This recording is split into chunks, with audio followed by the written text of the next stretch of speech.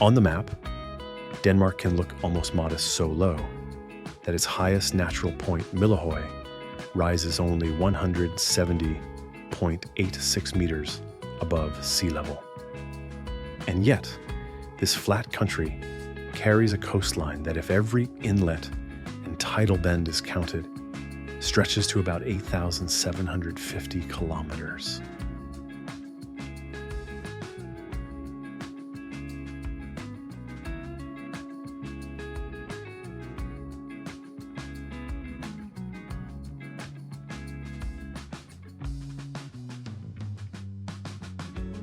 That contradiction is the real doorway into Denmark, a nation shaped less by mountains than by water wind and the quiet mathematics of tides.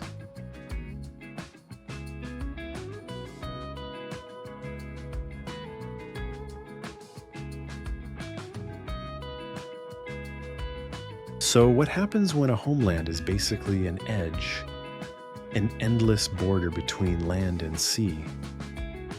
And when the wind becomes power, not just weather, who decides what the landscape should look like?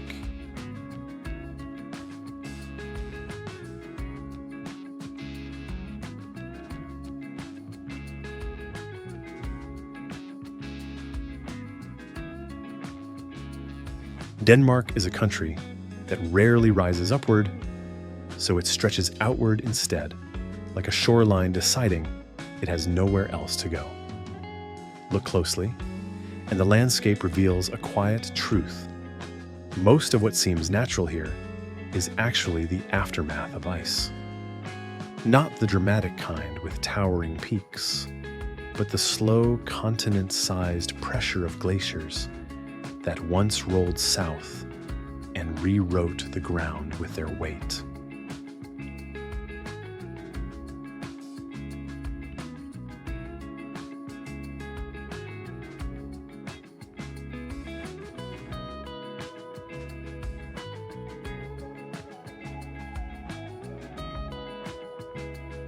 During the last ice age, thick ice sheets advanced and retreated across what is now Denmark, scraping bedrock, dragging sediments, and leaving behind a patchwork of moraines, those gentle rolling hills that look peaceful, until someone remembers they're basically frozen bulldozer tracks.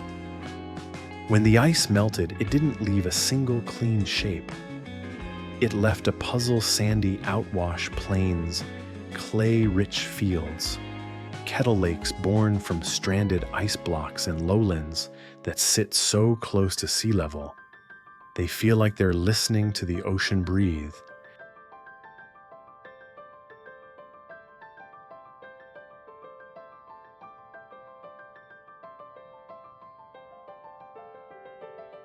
That is why Denmark's geography feels less like land and more like land negotiating with water. The Jutland Peninsula reaches into the North Sea like a blunt question. The islands Funen, Zealand, and hundreds of smaller ones float in between seas that behave differently with tides, salinity, and wind patterns, constantly shifting the boundary lines. In the far north at Grennen, near Skagen, the visual drama becomes literal. Two bodies of water meet, collide, and refuse to blend quickly, their waves crossing like opposing opinions. It looks like a spectacle, but it's also a reminder Denmark is not just surrounded by water, it is composed by it.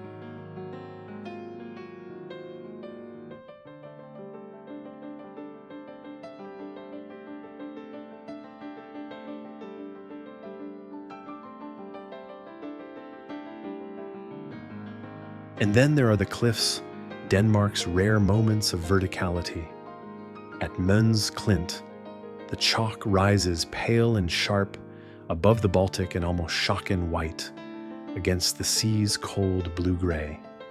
Those cliffs are not mountains.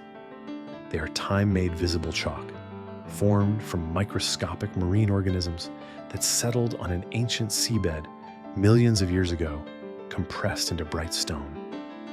When waves strike the base and storms tear at the edge, the cliff crumbles, not as destruction, but as a constant reshaping. The sea takes the land collapses, and the coastline becomes a living draft.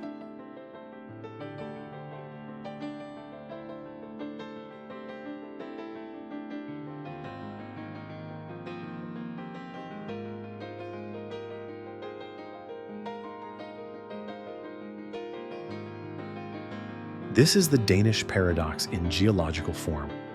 The land seems stable because the slopes are gentle, but the borders are restless. Sand moves, dunes walk, beaches shift season to season.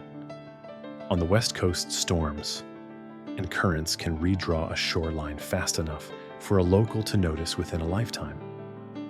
In the south and west, shallow waters and tidal rhythms build wide coastal flats.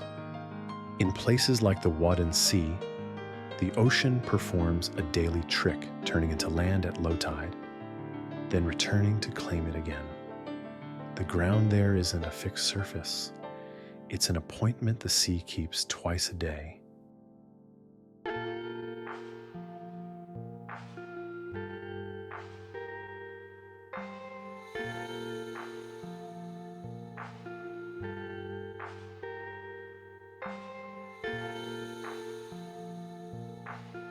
The climate adds another layer to the story because Denmark is not just shaped by water, but by moving air.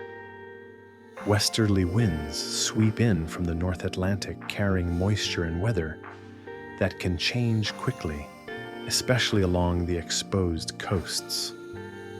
Winters are often more gray than brutal, moderated by the ocean's stored heat. But storms can still arrive with a violence that feels out of proportion to the country's calm reputation. Summers can be bright and mild, the light stretching long into evening, turning harbors and fields into soft gold. Yet even on the gentlest day, wind is present on the water across the flatlands. In the trees that lean without noticing they've learned to lean.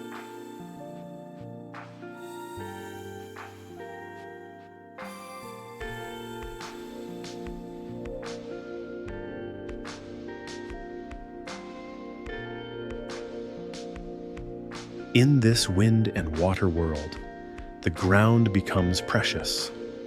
Denmark's soils, many of them laid down by glacial processes, help explain why agriculture has long been central to Danish life. The land may not be tall, but it is workable. The fields are often broad and open, broken by hedgerows, villages, and occasional forests that feel carefully held rather than wild. Even the forests tell a story of human shaping. What grows where is influenced not only by nature, but by centuries of management, protection, and replanting.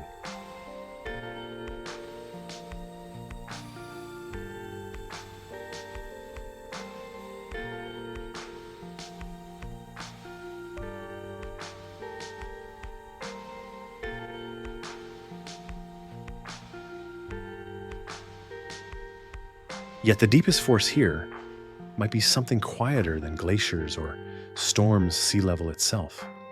In a low country, a few centimeters are not an abstract statistic. They are a future shoreline. They are a seawall debate. They are a choice between holding the edge and letting it retreat. Denmark's geography teaches this lesson without speeches. When land is low, every tide is a measurement, and every storm is a rehearsal.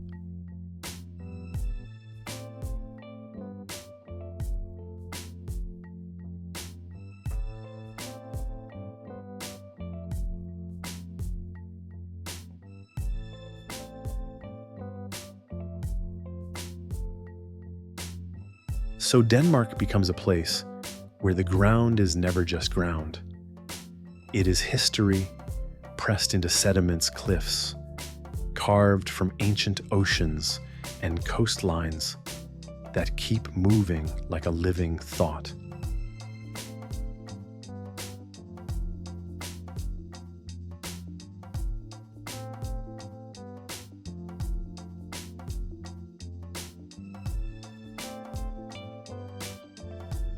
And if the borders between land and sea can shift so easily, what does permanent even mean here?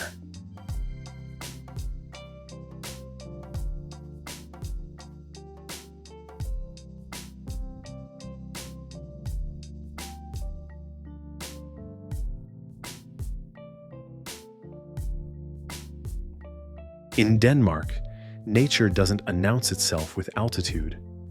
It reveals itself through edges, where salt meets soil, where reeds turn into open water, where a forest line breaks, and the sky suddenly feels twice as big.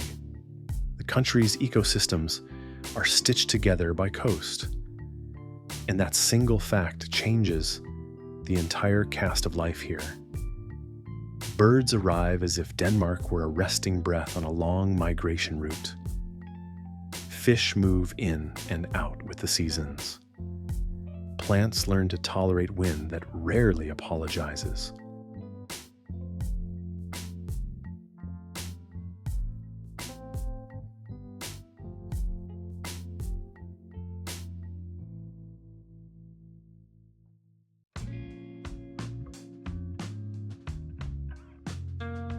Nowhere shows this better than the Wadden Sea along the southwestern coast. Twice a day, the ocean performs a transformation that feels almost unreal. It drains away and leaves the seabed exposed miles of tidal flats, shining with wet sand and dark mud. In that brief window, Denmark becomes something else, a feeding ground the size of a continent's hunger. Under the surface, worms, small crustaceans, and shellfish turn mud into a buffet.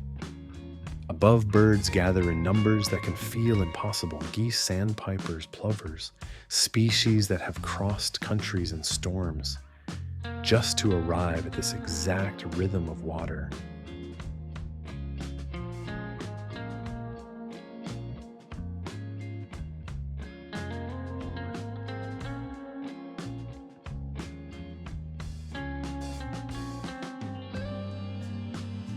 The drama isn't loud, it's precise. A bird lands probes. The mud pulls up a living thread and lifts off again. The tide returns. The menu disappears. The birds wait for the next opening, as if the sea itself has scheduled their survival. In a place like this, biodiversity is not a list of species, it is timing. And that is also why it is fragile. If sea levels rise, if storm patterns change, if warming water shifts, the life below the surface, the entire clockwork of this ecosystem can wobble.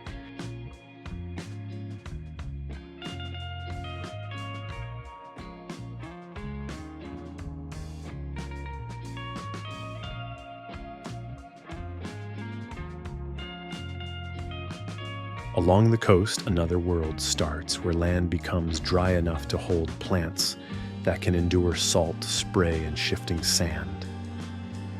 Dune grasses anchor the edges, their roots acting like quiet engineers. Behind them, heaths and scrublands spread in patches, low, hardy vegetation shaped by wind grazing and human history. In parts of Jutland, the open heath landscape can look almost minimalist purple heather in late summer, pale grasses in winter, and a horizon that stays wide, no matter where one stands. This openness is its own habitat. It welcomes insects that thrive in sun and wind, ground-nesting birds that need space, and mammals that move like shadows through low cover.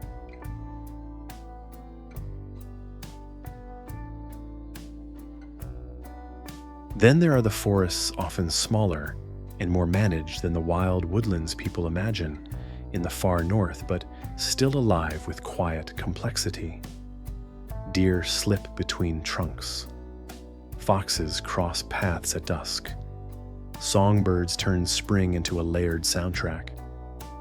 In some areas, large raptors can be seen again, eagles riding thermals above fields and treetops, scanning a landscape that is half nature, half human design. Denmark's wildlife frequently lives in that overlap, adapting to hedgerows, canals, and farms that have existed long enough to become part of the ecological map.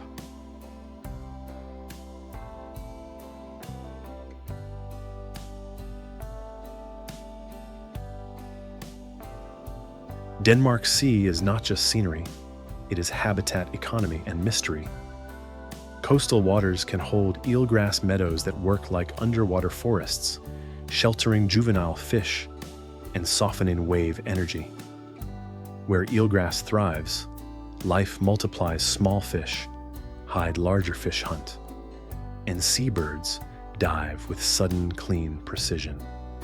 In colder seasons, the sea becomes a stage for another type of visitor marine mammals that appear like punctuation marks in the water.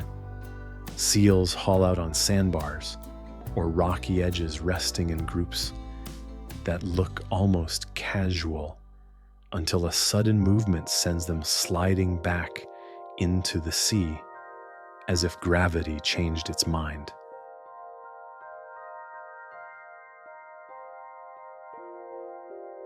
And out beyond in the straits and coastal waters, porpoises can surface briefly, quiet, quick, easily missed, if the viewer is not paying attention. This is Denmark's marine life in miniature, not a constant spectacle, but moments that reward patience. The ocean here is rarely tropical blue. It is gray-green, steel-toned water that doesn't perform for the camera. Yet it is full of life, and it carries its own kind of beauty. The low shimmer of light on waves, the hush of mist, the sudden arc of a seabird's wings.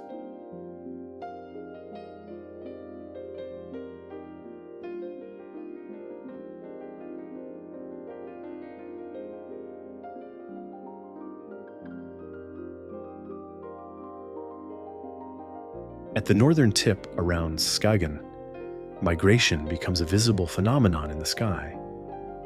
This is where routes converge, where birds funnel along coastlines and hesitate at the open water.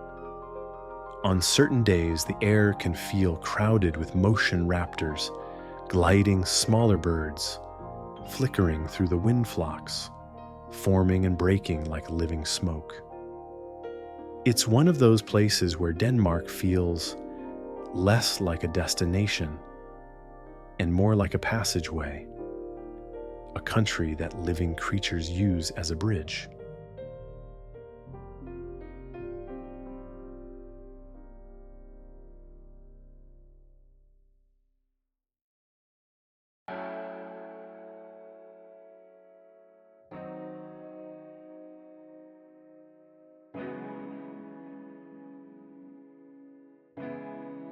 But Denmark's ecosystems are not protected by poetry. They are pressured by modern realities that arrive quietly: warmer winters, shifting rainfall, stronger storms, rising seas, and the constant strain of human activity near coasts. In a low-lying country, even small changes in sea level can mean big changes in habitat. Salt water can creep into freshwater wetlands. Storm surges can reshape dunes. Coastal birds can lose nesting areas that once seemed permanent. And in the sea, changes in temperature and chemistry can alter the distribution of fish and the stability of the food web.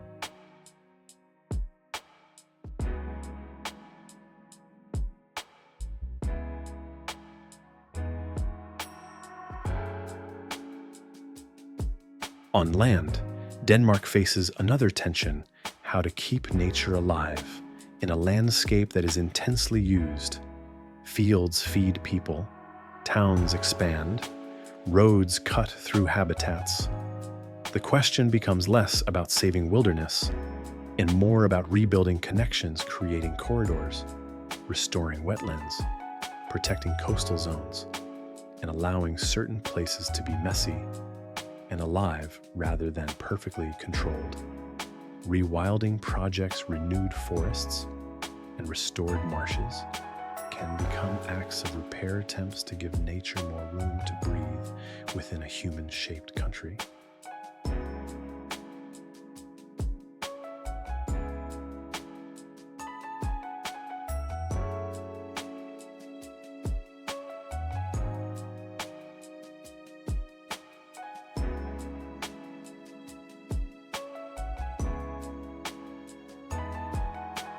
And yet Denmark's biodiversity still holds a stubborn resilience.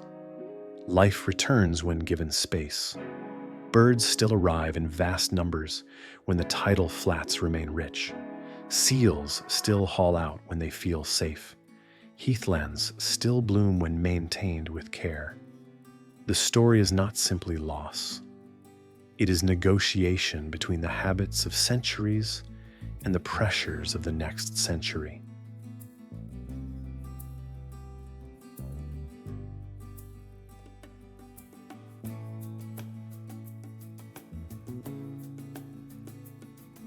Standing on a Danish coast, one can feel how everything is connected. A gust of wind can be traced across the sea, into the dunes over a field, and into a tree line. The tide that exposes a feeding ground for birds also shapes sediments that shape plants, that shape insects, that shape the birds again. Even the chalk cliffs, bright, fragile, constantly eroding, become part of the ecological narrative, offering nesting opportunities, creating microhabitats, and feeding minerals back into the coastal system as they crumble.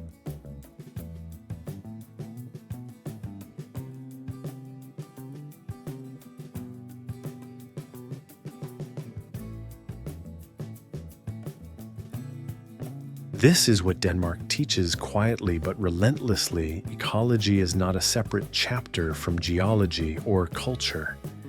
It is the living layer on top of deep time and human choice. When the climate shifts, when water rises, when a coastline moves, it's not just a map changing. It's a chain of life adjusting, sometimes successfully, sometimes not.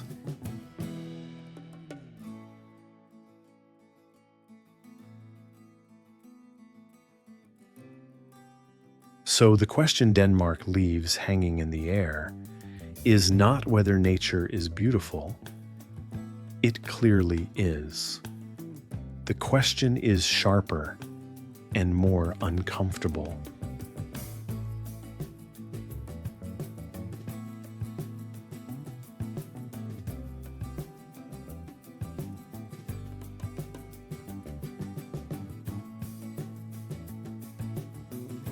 If a country is built on edges, on tides, on coasts, on thin margins between land and sea, how carefully must it listen to those margins before they begin to disappear?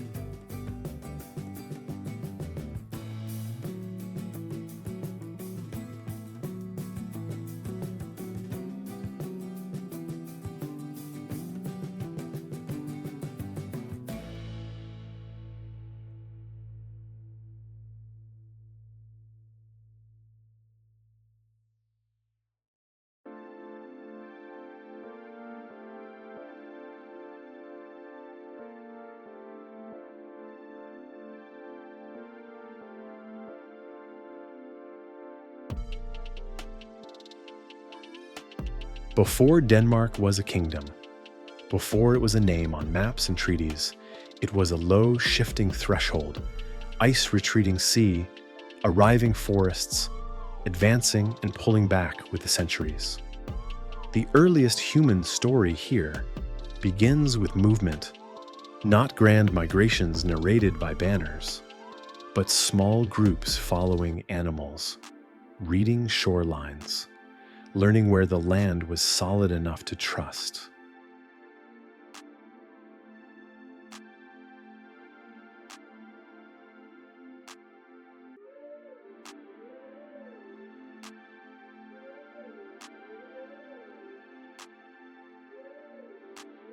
As the last ice loosened its grip, the geography turned into a corridor. New coasts emerged, rivers changed course, forests spread into spaces that had been bare, and people followed the new life that arrived dear wild boarfish, in shallow waters, birds gathering where land met sea. Early communities learned Denmark, the way one learns a tide table by watching, remembering, and adapting. A shoreline could be food, a marsh could be danger. A winter could erase a path that had seemed permanent in summer.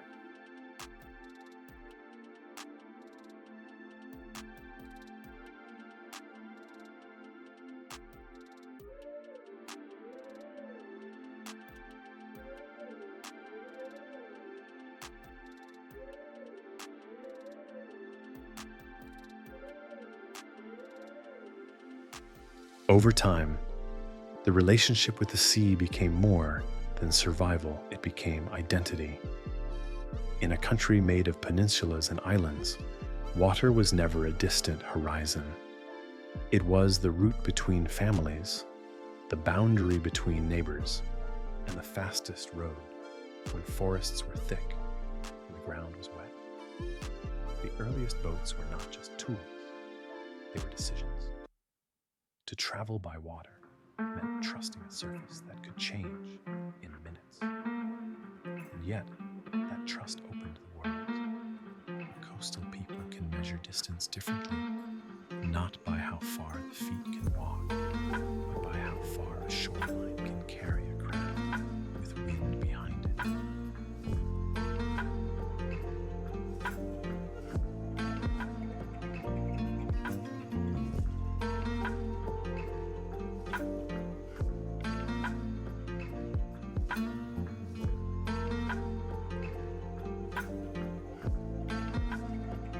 As farming began to take root across northern Europe, Denmark's landscape, soft, workable, and close to water, made it possible for settlements to become less temporary.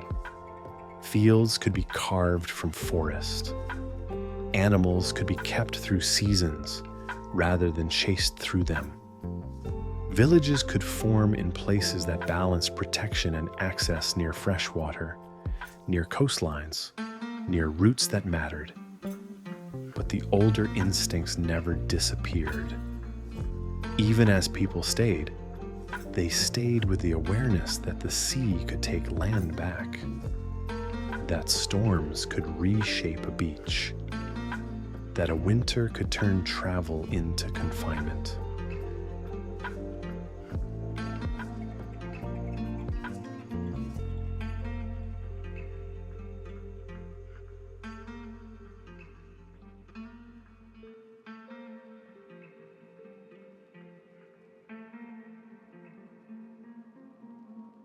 This early cultural layer is often visible not in written records, but in what people left behind: burial mounds that rise gently from fields, stone settings that look like simple geometry against the sky, traces of settlements near ancient shorelines now shifted inland. These are not just archaeological features. They are evidence of a worldview that land was not merely occupied, but negotiated with, claimed, honored, and sometimes feared.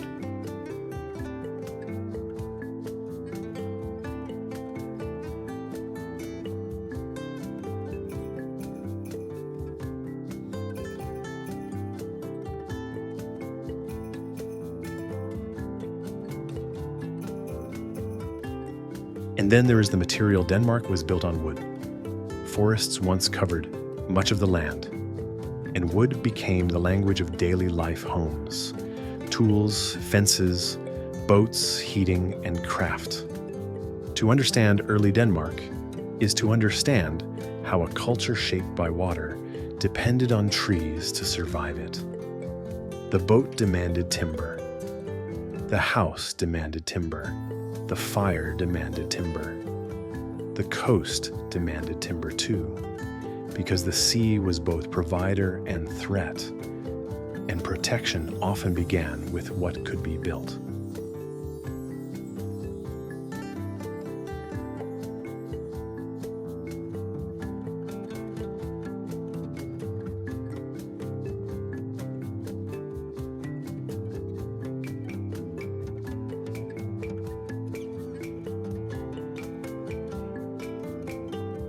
In a landscape like this, culture grows from closeness. Villages were rarely isolated in the way mountains can isolate. The sea connected. The waterways connected. The islands encouraged trade, intermarriage rivalries, alliances, and early network of human relationships, tied together by roots that looked like simple lines on a map, but felt like lifelines in practice.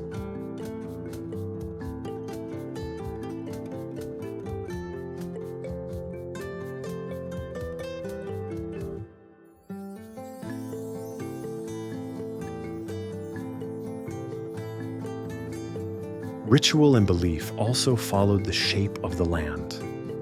When a coastline changes and storms arrive without permission, it is natural for people to imagine forces behind them, spirits in water, meaning in wind, in tension, in the shifting boundaries of earth. Sacred places often formed where the world felt thin at springs, near wetlands, along coastal edges where fog could erase distance. In such places, the environment itself becomes a teacher. Water that gives life can also drown. Ice that preserves can also kill. Wind that moves boats can also wreck them. How does a community make peace with that truth without turning numb?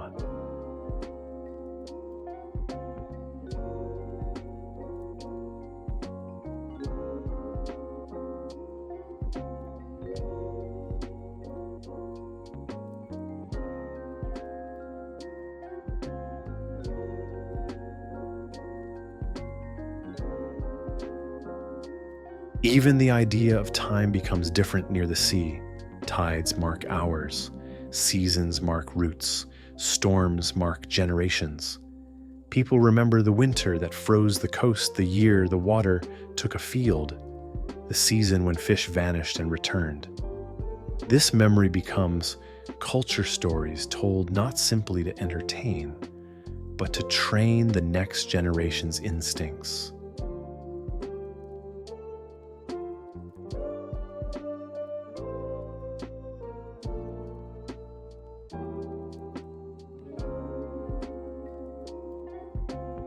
As centuries passed, Denmark's early societies grew more layered. Hierarchies formed. Trade expanded. Metalwork and craft advanced.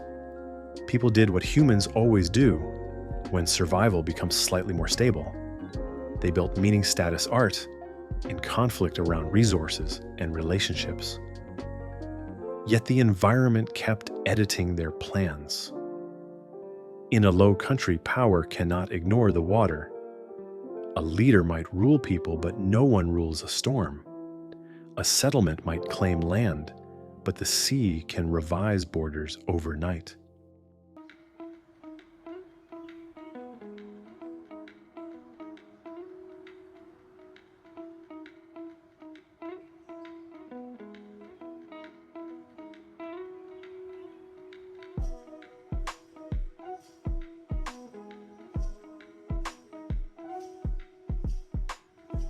This is where Denmark's quiet drama begins to sharpen the tension between permanence and movement. A farm wants stability. A coastline refuses it. A village wants predictability. The wind offers variation. A community wants to believe it is rooted. The landscape keeps reminding it that roots must stay flexible or break.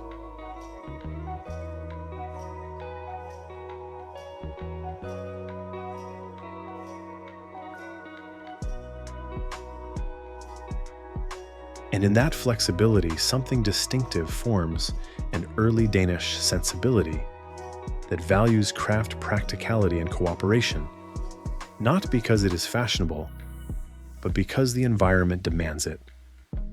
A boat is rarely built by one person. A harvest is rarely protected alone. A village survives harsh seasons through shared labor, shared knowledge, and shared restraint. Even conflict, when it comes, is shaped by geography. The sea can bring strangers quickly. The flatlands can make movement swift. The islands can turn defense into strategy.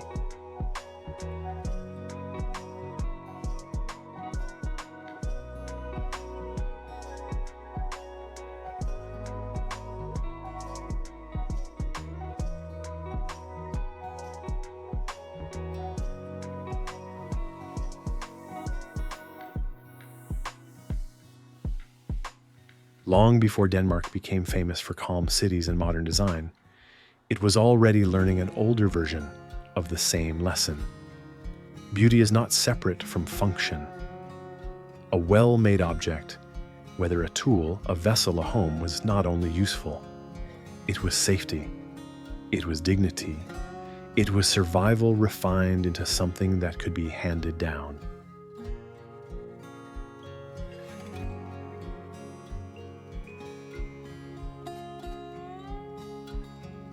As maritime skill deepened, Denmark's relationship to the wider world inevitably grew.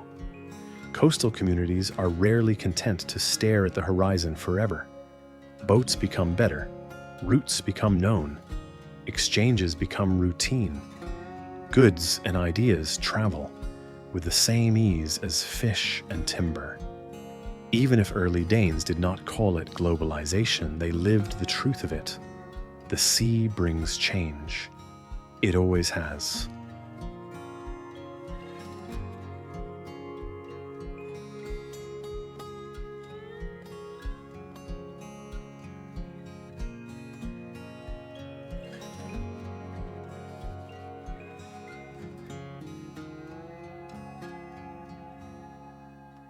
This period also laid the emotional groundwork for what later ages would call Scandinavian resilience. Not the loud kind, no dramatic declarations required, but the steady kind that comes from living in a place where the environment is never fully conquered, only understood.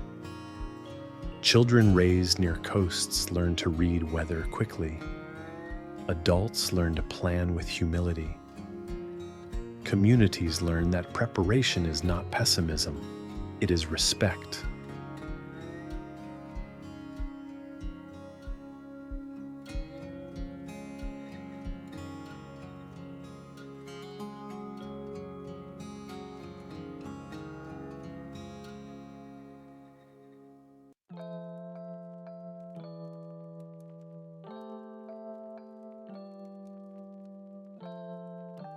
And yet, even with all this practicality, there is room for wonder. A sky that stretches above flat land can make sunsets feel endless. A winter coastline can look like a world erased and redrawn in gray and white. A summer evening can linger, turning time soft and slow. Those sensory experiences become part of the cultural DNA, shaping how people speak, how they gather, how they find warmth physically and socially when the outside world is harsh.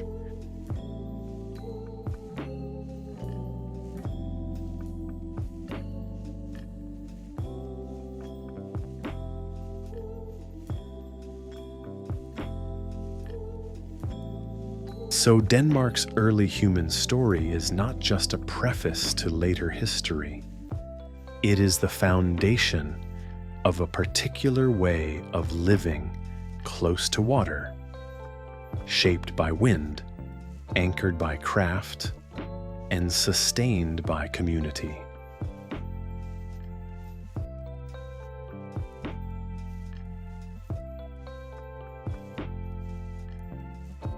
But here is the question that lingers before the next chapter begins. When a homeland is built on edges coasts that move tides, that return storms, that rewrite the shore, does that make a people more restless or more rooted than anyone expects?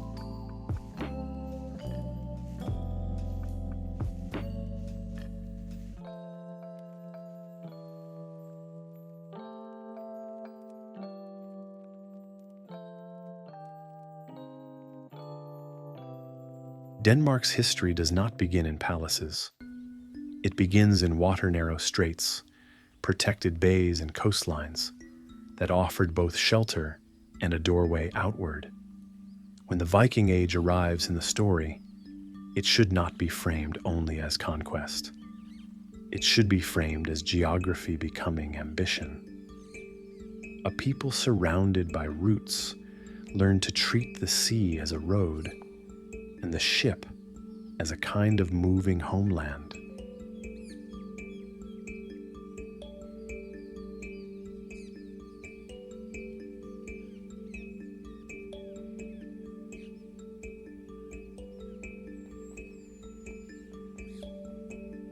In places like Roskilde, the landscape feels like a quiet explanation for that maritime power. A fjord-like inlet reaches inland, offering protection from the open sea while still connecting to it. This is where ships could be built, launched, repaired, and hidden. In the Danish imagination, Roskilde becomes more than a town.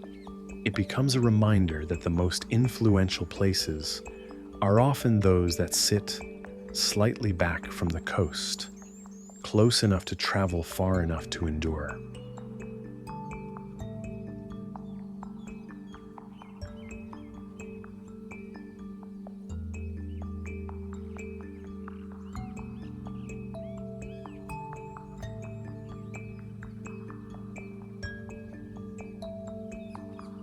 Further west, Ribe, often described as one of Denmark's oldest towns, sits as proof that trade was not a side note. It was a foundation. Merchants, travelers, and craftsmen turned Denmark into a node in wider networks of exchange, where goods moved the way tides do repeatedly, predictably shaping habits and wealth over generations.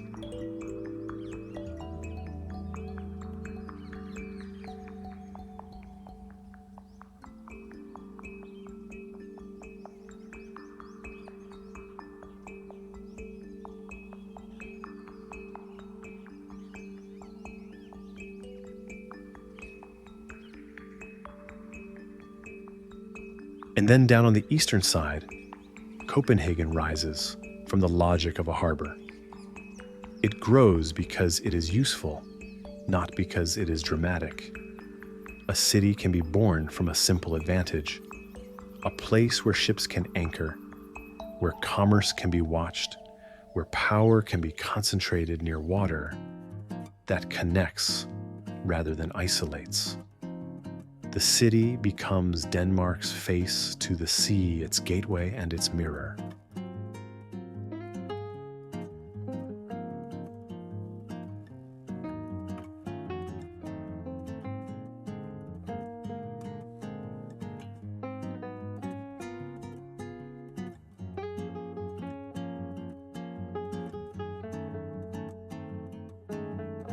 But Denmark is not only a story of building. It is also a story of being pulled between larger forces, neighbors' empires, alliances, and storms of politics that can feel as relentless as weather. Over centuries, Denmark's position at the meeting point of important waterways turns into leverage. If ships must pass through narrow straits, then whoever controls those straits controls a kind of invisible economy. That logic-shaped diplomacy conflict, and the sense that Denmark's location was both a gift and a burden.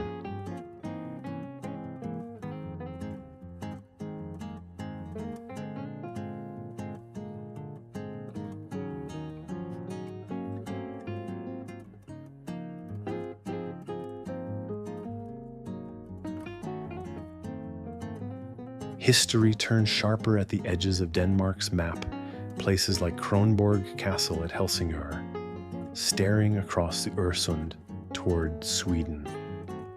Here, the idea of a border is not a line on land. It is water with eyes on both sides.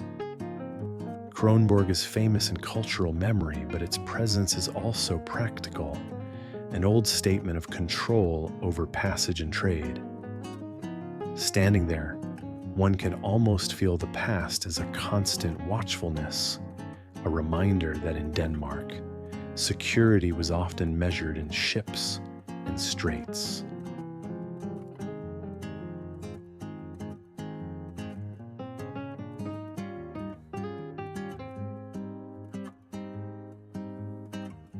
Denmark's story also includes moments when power looked outward towards the North Atlantic, toward islands, toward influence beyond the immediate coast. Yet even as Denmark participated in larger European currents, the most lasting imprint remains close to home: castles, churches, old town centers, and the layered architecture of a country that kept rebuilding after fires, wars, and political shifts.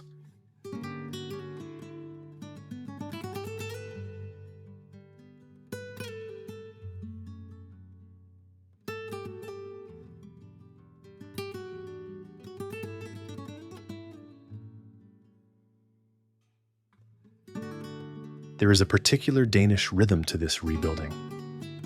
It is rarely framed as a romantic comeback. It is framed as continuity. When something burns, it is rebuilt. When borders change, life continues. When the world shifts, Denmark adapts quietly, sometimes painfully, sometimes brilliantly, often without spectacle.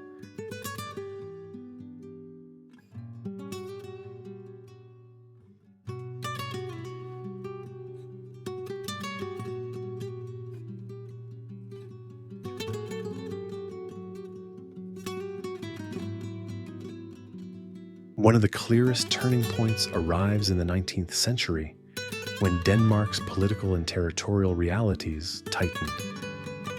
The country's shape becomes more defined, and its identity becomes more internal. This period is not a simple rise or fall, it is a recalibration. Denmark begins to lean harder into what it can do: well-governance that works, communities that cooperate, education that spreads agriculture, and industry that modernize. The sea remains present, but Denmark's strength becomes less about expansion and more about refinement.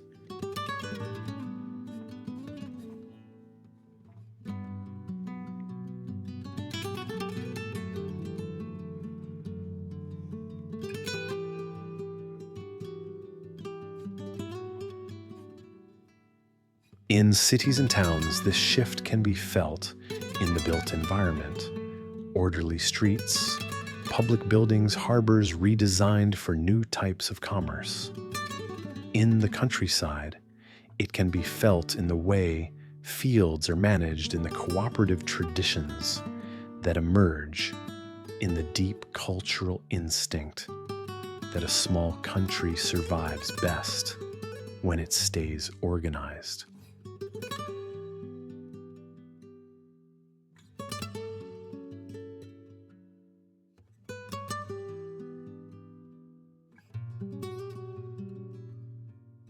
Then the 20th century arrives, and Denmark faces the same brutal truth that much of Europe faced: geography offers no immunity from global conflict.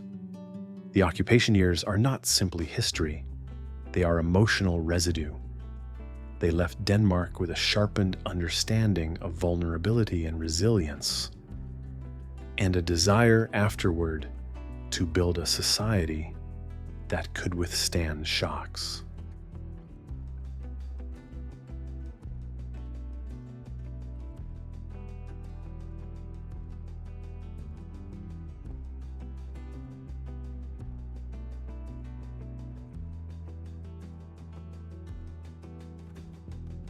That post-war rebuilding becomes one of Denmark's modern legends, not because it is flawless, but because it is intentional. Denmark invests in social systems, public trust, and civic design that encourages daily stability. The story becomes less about kings and battles and more about the architecture of ordinary life: schools, healthcare, public transport, housing, and the invisible agreements that make a society feel safe.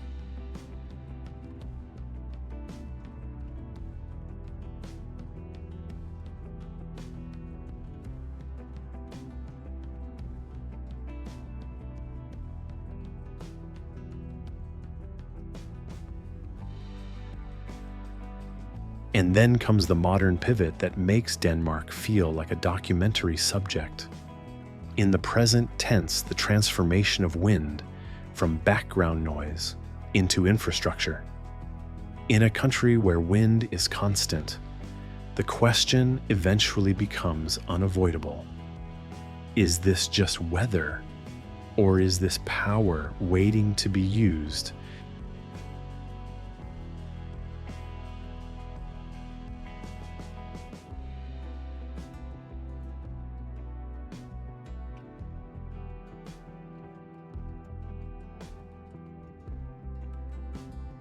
The energy crises of the late 20th century pushed Denmark toward a new identity.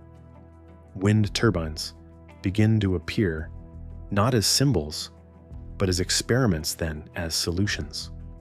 Over time, they become part of the horizon, and the horizon itself becomes political. A turbine changes the view. It also changes dependency. It asks a community to accept a different kind of landscape in exchange for a different kind of future.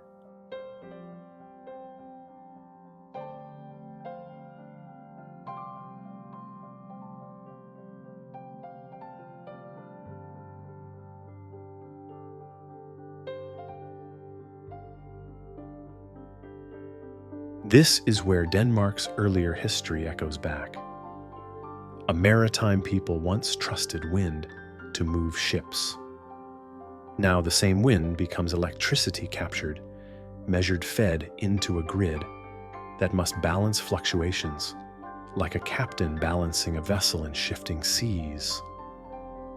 The technology is modern, but the relationship is ancient. Learn the wind, respect the wind, benefit from the wind, and never pretend it can be controlled completely.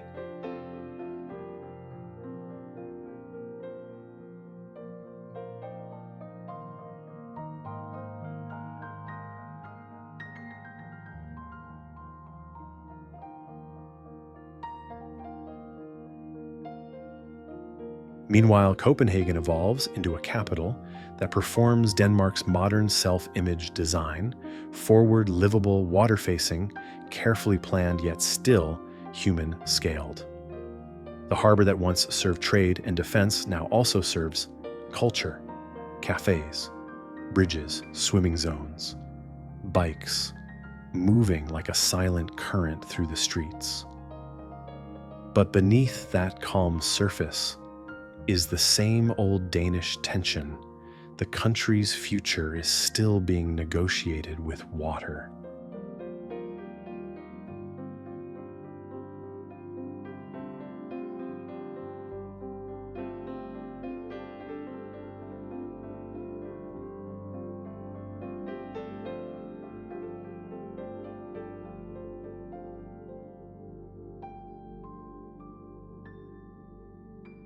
Because Denmark's historic advantage being low coastal connected also becomes a modern vulnerability. Sea level rise and stronger storm patterns don't arrive as abstract science. They arrive as questions about infrastructure, coastlines, and planning. Where should walls be built? Where should land be allowed to retreat? How much can a city hold the sea back before it must learn to yield?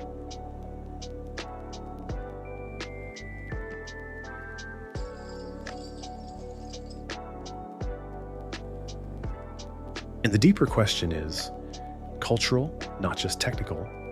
What does it mean to preserve a heritage that is literally built near the waterline? A castle by a strait, a church by a harbor, an old town by a shifting coast. How many centuries can they endure if the ocean's behavior changes faster than memory can keep up?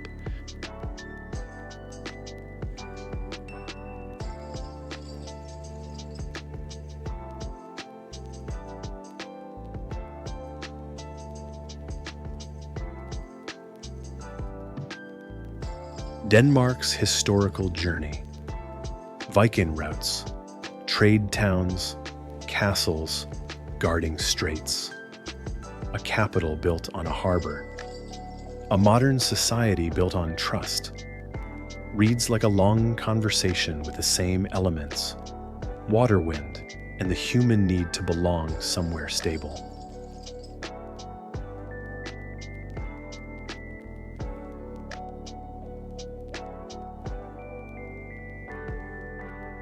Yet, Denmark has never been truly stable in the way mountains are stable.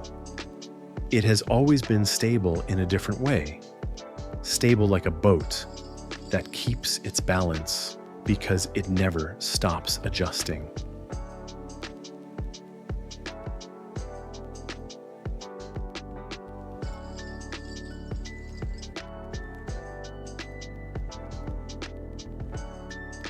So as the story transitions toward Denmark's modern challenges and cultural life, a final question hangs in the air, quiet but insistent.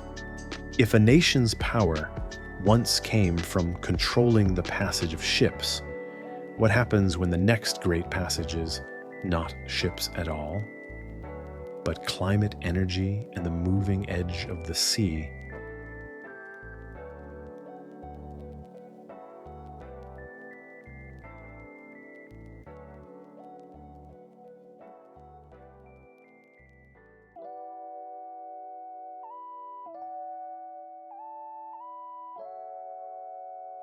Denmark's modern life can feel like a polished surface, clean streets, calm harbors, bicycles, flowing through cities with the quiet confidence of routine. But beneath that calm is a country still living on an edge. The same geography that once made Denmark powerful low land. Long coasts, narrow straits, now makes it unusually sensitive to a warming world.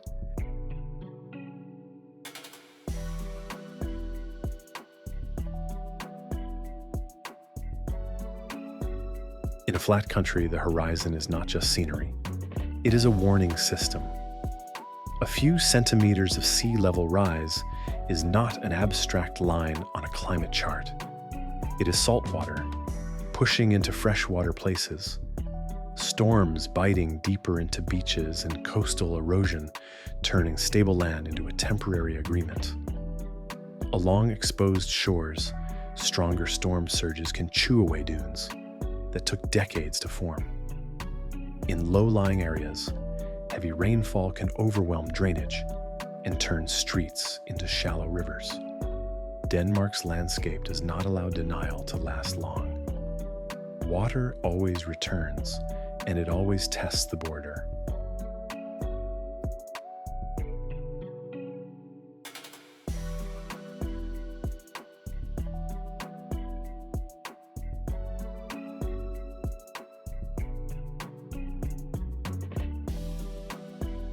That is why protection here often looks like engineering, but feels like philosophy.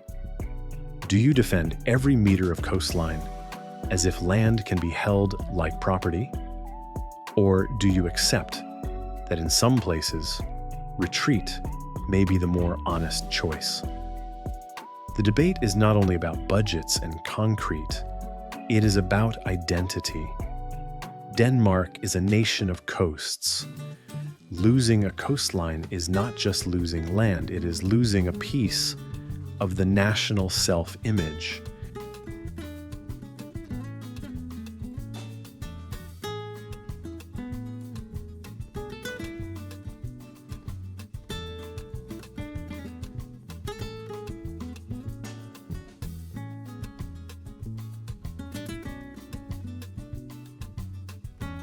And yet, Denmark's response to uncertainty has often been to plan rather than panic. Nowhere is this more visible than in the way Denmark treats energy. Wind is no longer background. It is infrastructure, politics, and culture. Offshore turbines rise like slow-moving giants on the horizon, and on land, turbines and transmission lines become part of the countryside's modern silhouette. For some, they symbolize progress. For others, they interrupt the landscape's quiet beauty. Either way, they force a question that Denmark cannot avoid. What is a view worth, and what is a future worth?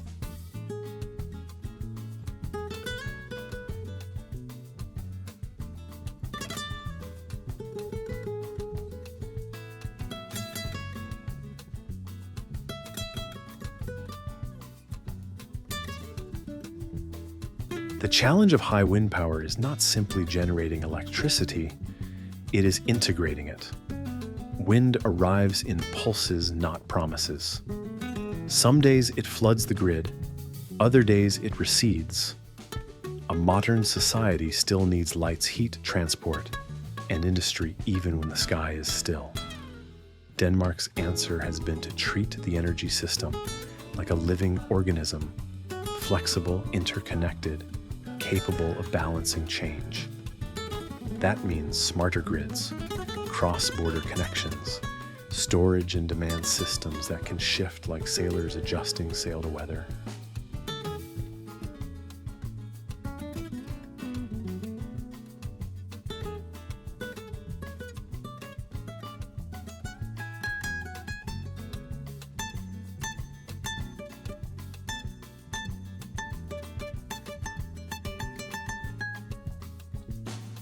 This is where Denmark's old instincts return in modern clothing.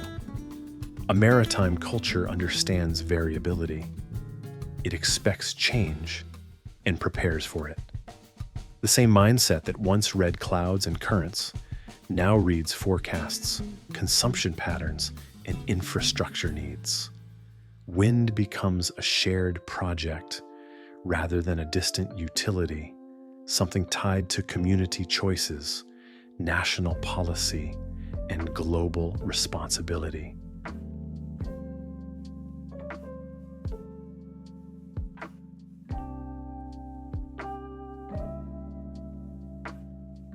Denmark's cultural life, meanwhile, is often defined not by dramatic extremes, but by the art of balance.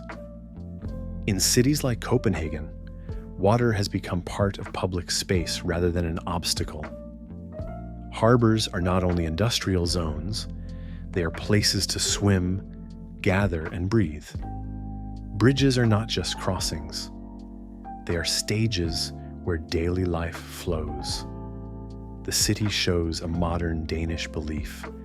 If you must live with water, then you build a society that includes it rather than turning away from it.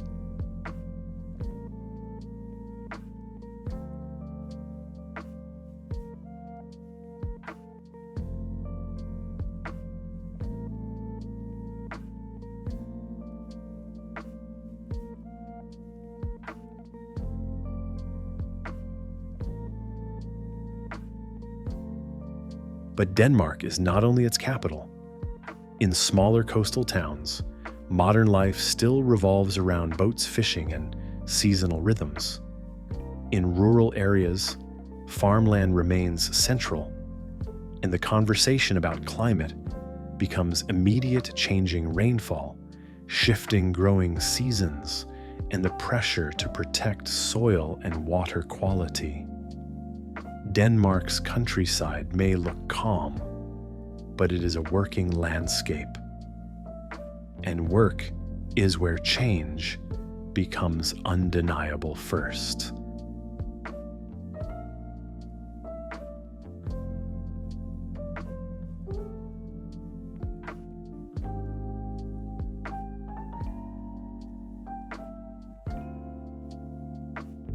The cultural instinct often associated with Denmark hygge.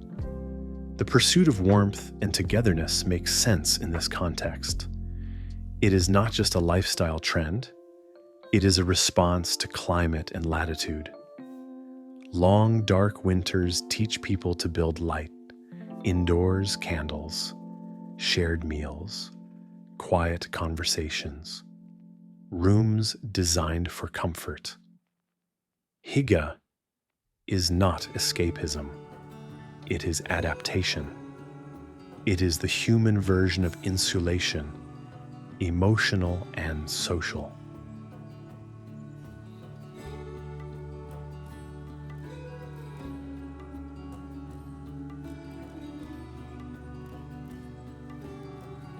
But even comfort has its tensions.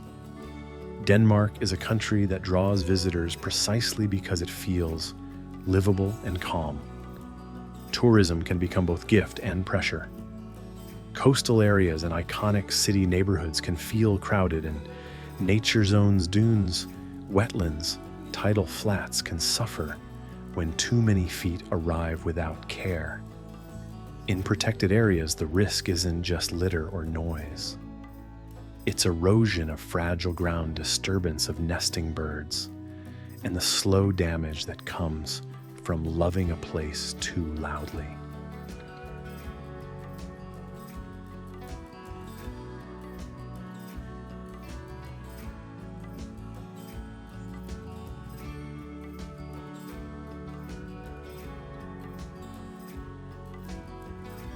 Denmark's conservation challenge is therefore not only about saving nature, it is about designing systems where people can experience nature without consuming it. Boardwalks, signage restrictions, seasonal closures. These can look like limitations, but they are actually invitations to respect. In a country where nature is interwoven with human space, protecting biodiversity often means managing behavior rather than building fences.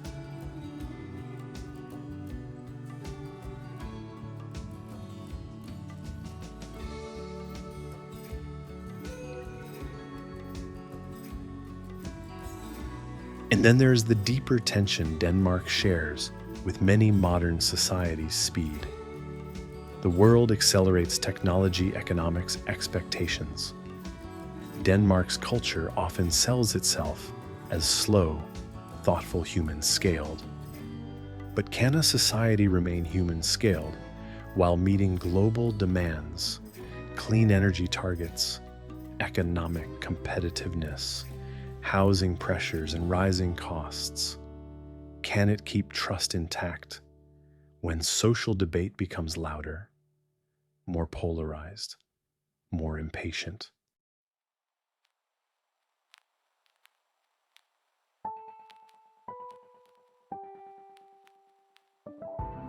Standing on a Danish shore today, one can feel how close all these questions are. The wind that powers turbines is the same wind that drives storms. The sea that brings tourists is the same sea that threatens low land. The coastline that defines identity is the same coastline that may shift in the coming decades. Denmark's modern challenge is not to choose one side of this story. It is to hold both truths at once. The country is a model, in some ways, vulnerable in others, and human in all of them.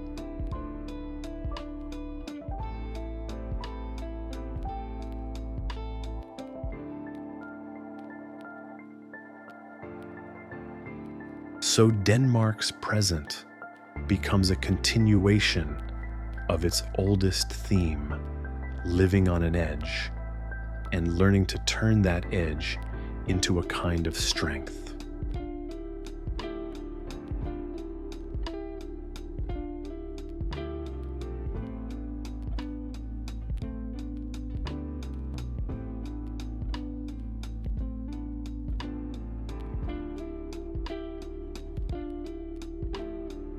But the final question remains quiet, but unavoidable. If Denmark has learned to harvest wind and live beside moving water, can it also teach the rest of the world what it means to adapt without losing the soul of a place.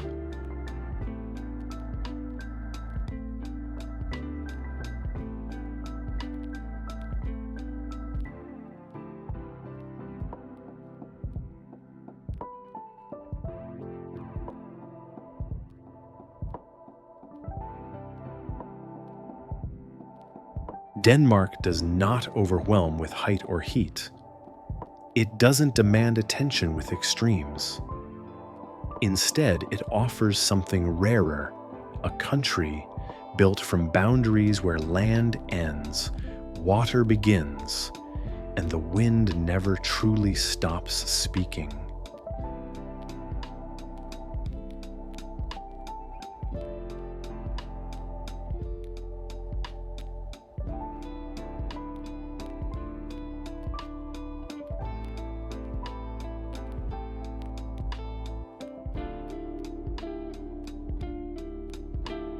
From glacial soils and chalk cliffs to tidal flats that appear and vanish like a daily miracle, Denmark's landscape is a reminder that solid ground is often an illusion. The sea has shaped this place for millennia, carving coastlines, feeding ecosystems, opening trade routes, and forcing human life to become skilled at adjustment.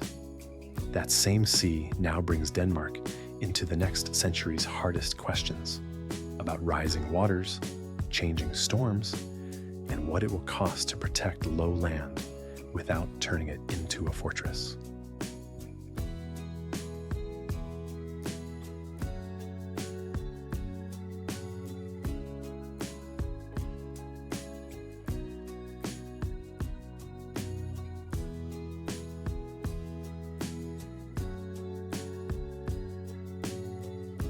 And yet Denmark's story is not only one of vulnerability, it is also one of choices. Choices to build with care, to plan rather than deny, to treat wind not as noise, but as a shared resource, to create cities where water is not pushed away, but invited into daily life. To protect nature not by pretending humans can disappear, but by designing how humans behave.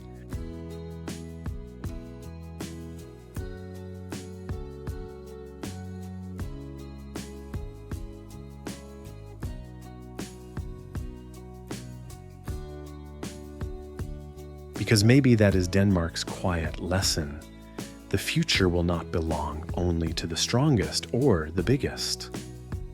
It may belong to the places that learn how to stay human, while adapting places that can change their systems without erasing their identity.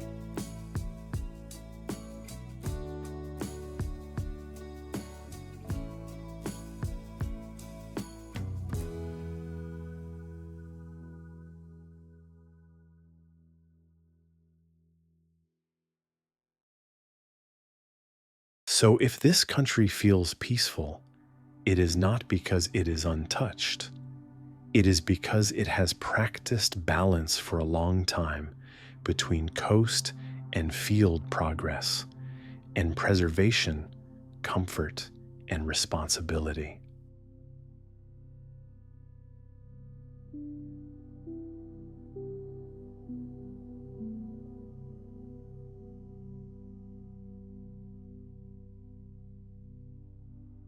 And that leaves one final question, meant less as a speech and more as an invitation. When the world's edges begin to move, when shorelines shift, and climates rewrite the rules, what kind of relationship will we choose with the places we love?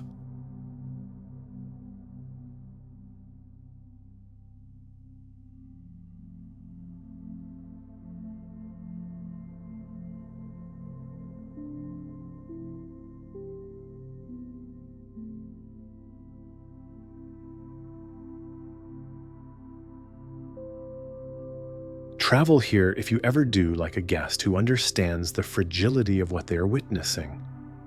Stay on paths when dunes are thin. Respect signs where birds need silence. support local communities that protect what makes these coasts alive, and carry Denmark's message beyond Denmark that even small countries low wind-swept, stitched from water, can model a future built on attention, restraint, and care.